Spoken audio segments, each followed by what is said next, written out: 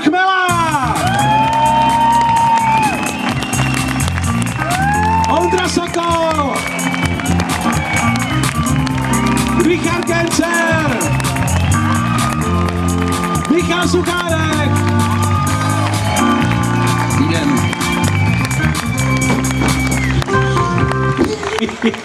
Máte také pohodlné stoličky, asi tonové. Ešte váži asi 400 kg. Ja teda ešte dôležitú vec, ktorú som chcel povedať na úvod. My sme sa nestretli, teda ja som s chalami nebol spolu asi 3 mesiace, čiže to bude také veľmi páňanské. Ja sa na to strašne veľmi teším, lebo ja si môžem vlastne vyberať úplne, že hry, ktoré ma napadnú, ktoré chcem hrať. A neviem, či ste chalani ready, už aj hneď začít. Já celou dobu jenom hledám Macíka, jak jsem to slyšel. Tam je Macík, áno. Či tamhle jak jeden. Tam, no, tých Macíkov je tu viacero, no. Keď si toto pomenujeme Macík, tak tu máme dosť Macíkov, minimálne vpredu. Ale teda, spomínal som, že sme dlho spolu neboli a pre mňa je dôležitá jedna vec, že ja si tak refreshnem také tie svoje najobľúbenejšie hry, na čo sa ja veľmi teším. A jedna z tých hier sa volá Dvaja v tom. Neviem, či ste niekedy tú hru videli. V princípe to bolo veľmi... V princípe vytvorí dvojicu Igor a Michal a takisto druhú dvojicu vytvorí Ondro a Richard, hej? A teraz ide o to, je to veľmi jednoduchá úloha. Musia rozprávať ten istý text improvizovaný, ale naraz. Keď sa pozriete po svojej ľavej ruke, po svojej lavici, tak tá naľavo dvojica je trošku dysfunkčná v tejto hre a preto túto hru hráme vždy len v tomto rozložení, nikdy nijak inak. Ale teraz pozor, teraz je dôležité, aby sme si povedali téma, ktoré musíte vymysleť vy. Kto by mohol byť ako jedna osoba Ondro spoločne s Richardom a naopak kto by mohol byť Michal spoločne s Igorom? Co by mohli byť, kde by mohlo prísť dialogu? Macik mlčí. Ako? Ešte raz, prepáč? Mafián, to je dobré. OK, čiže jeden bude mafián a druhý by mohol byť, ktorý by mohol byť mafián, rozmýšľam? Po mafiáňami si budeme objednávať vraždu. Aha, dobre, to je celkom dobrý nápad. Čiže zaučovat, ne? Jakože zkušený zabiják zaučuje neskušenýho. Jak chcete. Ako skúšený Ukrajinec, nebo ako náš. Čiže skúšený zabiják bude zaučovať nováčika. Áno, dobre, čiže nováčik je, len aby ste vedeli, Ondro spoločne s Richardom a ten znáry veci už je jasné, že o čo ide.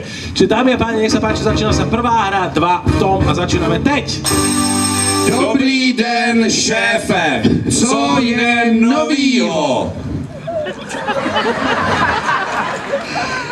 Máme prácečku, budeš pracovat. Co tíš?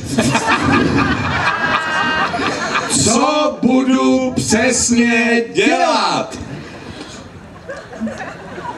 Potřebuju, abys měl dobrou náladu. Pojač budeš muset odklouknout jednoho chlápka na Praze 6. Jaké byste mi doporučil vybavení? Vem si kvér, pušku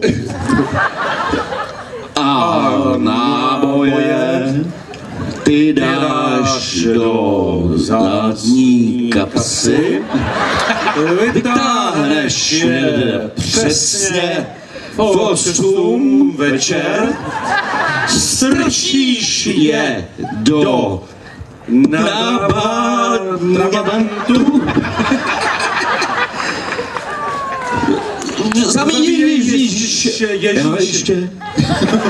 zamíříš a řekneš: ty smrde jeden, šašku, dej mi svoje obligace.